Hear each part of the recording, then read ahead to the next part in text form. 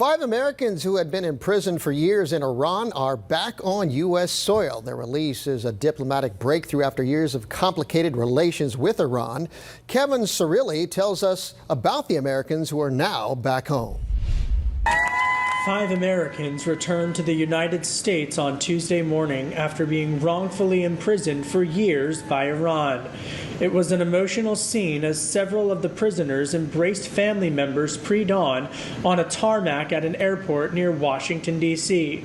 The release comes after years of fragile negotiations, and while 2 of the 5 Americans released asked for privacy, the others speaking out and rejoicing.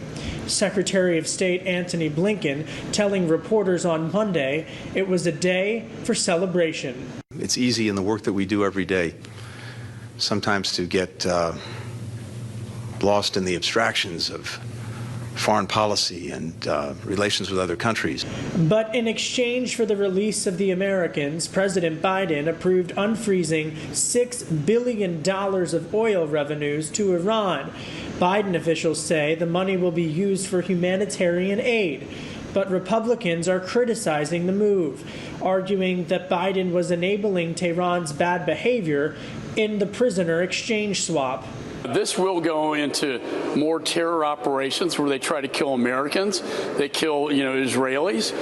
It funds, Hezbollah, Hamas in the region. And this is a lot of money. Former President Donald Trump criticized the deal, writing on social media platform Truth Social, quote, "This absolutely ridiculous $6 billion hostage deal with Iran has set a terrible precedent for the future."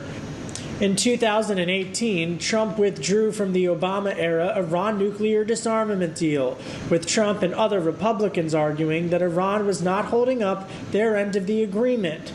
But the Biden administration says the nuclear disarmament talks are continuing with Iran, but they're running on a separate track from detainee negotiations. Blinken told reporters that the U.S. officials believe the unfrozen funds will not be utilized for Iran weaponry.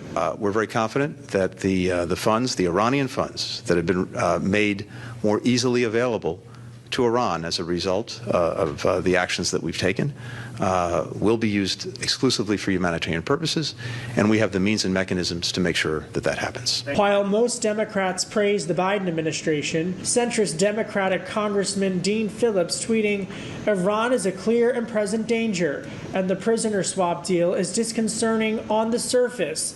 That said, it's irresponsible to draw conclusions until the administration shares more information.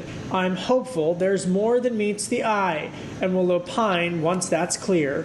Kevin Cirilli, Scripps News, Washington.